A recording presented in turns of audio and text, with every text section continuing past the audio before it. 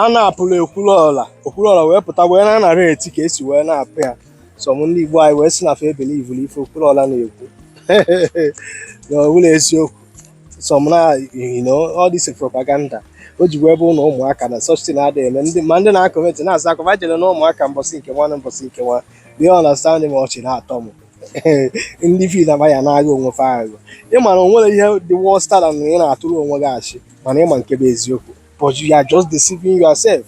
Okwuluora pụtara na social media na retie ife ya na ndị be anyị na-apụrụ ya jere ịpụta na comment section na-akọ na ọ bụla eziokwu na Okwuluora just na fabricate the story na ọ dị ka onwego another thing ọ chọrọ imene, onwegekwa ego ọ na-achọ this that. Somebody pụtara na wee nye gị instances na retiele gị journey ya between ụmụnne m na gị na-agba bie wee na ime ọfịa na kampụ fa na ụmụaka wee pụtazie na-asị na Okwuluora na-akọrọ bish onye oji wee kwudo okwu ahụ. O ji wee bụ na ndị Northern Nigeria obodo ole ka ị na-afụfa ebe ha na-ekwu na ndị beve nọ n'into banditere ma ndị beve na-anapụ ndị mmadụ.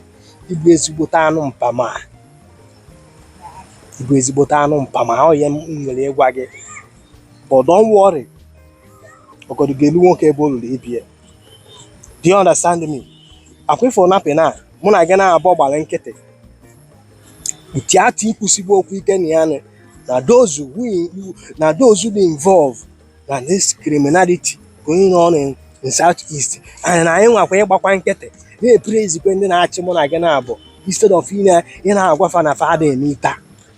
Do you understand me? Some wee ghọọ psycho fan. Na o nwere ife nchọrọ ịjụ, omede agha akịta anọ agba ọsọ a ụdị ọsọ a na-agbabu oge ahụ na Northern Nigeria ma ụdị ọsọ a na-agba na Yoruba land, ọ dị ka nwere onye Igbo ya ekwe gbalata na Igbo with the current situation today.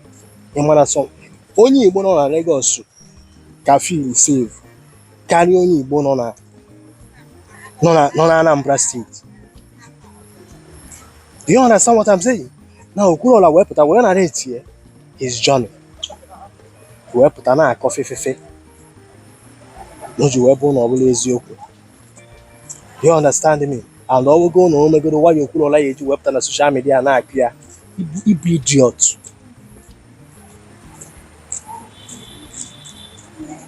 Ka m kọwalụ gị ihe malụ na ịgalị anwụrụlụ gị doesn't mean na anala a na-apụ mmadụ n'Imo steeti on daily basis na Anambra steeti na ala Igbo depending ka John Ogede ịnwa anwa abụrụ ife dị ka ọ dị Syracuse moto a na-acha anya wee ti side ụmụaka side ọrụ side a gị nwee nata data ije dị very very narrow. Ihe a bụ the simple truth. It doesn't matter na ị na-ajọ ọsọ nọ na-achọ ịkọva the truth anyị na-apụta ebe a gwa gị. Not until mụ na gị na-abụ ebido speak up, not until mụ na gị na-abụ ebido immobilize onwe anyị gaa for protest ka end the insecurity going on in ala Igbo wee face ndị suppose to protect life and property with the governors of the Southeast. Failure to do so ka m gwa gị a na-apụcha onye Mercedes anyị a na-apụ onye Corolla, a na-apụcha onye Corolla a na-apụ onye Camry. A sị na afọ na abụọzi ndị Camry abanye na ndị keke, ọ bụ na afọrọzi ndị keke abanye na ndị na-agba ọkada, ọ bụkwa na afọrọ ndị na-agba ọkada nwanne m abanye na ndị ji ọkpa aga, because onye ọbụla must pay. Ịghọtago? Because if ebido gị ọ bụrụgo their business. Watch ife Okwuluora dị ebe a, their neat guys sound means that itself na mpụta ha nwere ike ọ bụrụ na onye agha na-apụ ka a na-monitor. Do you understand me? Gị na oyibo nwoke nwere ike na-aṅụ mmanya enye ha ama na ụmụ ihe ọ na-apụrụ anụrụ gị, because gị nwere ike ị na-ekere mụdatị na ọyara na ọnwụ the such thing na happen to you. Kedu ụdị trust ị nwere n'enyi gị nwoke a gị na ya na-abụ na nwụkọ biya? Kedu ụdị trust ị nwere onye ahụ gị na ya na-abụ na-emekọ biznes n'ime afọ ị na-ebinye afọ 15 million, 10 million, 15 million, 30 million? Ịmakọ na obi dị njọ. And I don't mind is a devil's workshop. With the condition of Nigeria today, anybody can do undo.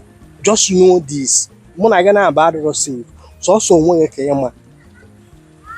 Onye a gị na na-abụ na-emekọ biznes nwere ike nwekata chebe nka nke echiche. That 50 million afọ o jiri kedu ife ọ ga-eme ka ekwudebe maka ya?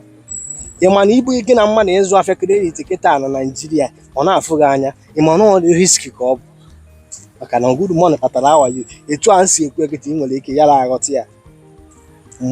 gwa chekie ndị niile ifere a na-abịa be ha nap inyocha ife afọ onye nwafa na-enye that information pụta ya wee etu a kịta o si eme ome onye a obere ogo like kịta nke ife si na chi ya bụ fish magnet ọ na-afa afịọ kịta obere oge kịta na efu kịta echefuo ya ọnọrọ ebe azụ gakwa mana ọfịọ ichefuo ya ihe niile na-eme n'ihi ara iseke do you understand me ọfịọ echefuo ya oge ahụ bịara ebe a na-emebe eli agbagbuo ndị mmadụ ọfịọchara echefuo ya nke mere na ọgbọ ji egburu ụmụnne m na gị na-abụ ndị Ebonyi steeti na-eme mitin echefuo ya and anyị ekwu ife onye Igbo ya asị gị na why ya eji wee na-epure the government. Kedu the purpose iji wee nwee gọọmenti is to protect life and property. Ọ bụkwa na ịghọtara ya etu anụnwa ịma na ị nidiri ka ebuje gị n'ebe ahịa reset ya brain ka ichewe echiche ka mmadụ. Do you understand me? Ọ gọọmenti ka ọ dị n'aka i protect life and property. Ọ bụla mụ na gị na-abụ oresi, ọ bụla mụ na gị nwere ozi gọọmenti anyị ejiri aka anyị zọba onwe anyị. Do you understand me? Maka onye ọra na-abịa attack gị mara na ibe nkwado o ya eri ugboro na-abụ maka gị nwa na-asị na Okwuluora na ife ọ na-ekwu abụrụ eziokwu. Asị m thunder fire you kịtịkpa gbagbuo gị. Unu ebidokwago wute propaganda. Kedu oge ebe propaganda anụ ị na-ebugharị ga-ebu cheki? For how long ka ị na-use this propaganda ebe ụmụnne gị ndị Igbo nọ? How long? Ọnụ olubere oge ị ga-akwụsị this propaganda oge ọbụla ị na-ata ka o ji wee bụrụ Fulani herdsmen sị gị Fulani herdsmen asịrọ gị. Now obodo niile afọ tọnwa bụ ghost town today ọ bụ ndị Fulani herdsmen jụziri na ayara aga jụkwara na ayara acha na those villages. Kedu ife mụ na aga na-abụ ji deceive ourselves? Na-eburu eme Okwuluora because Okwuluora bịa gwa gị eziokwu. Create the awareness nke esi nakwa eje ka ị nwa ka isi eje ị na-asị ka Okwuluora na-atụ na nwere ife na-eme na those areas. Nwanne m zie nwanne gị nwoke ma nwanne gị nwaanyị ya nyara moto na-aga that area.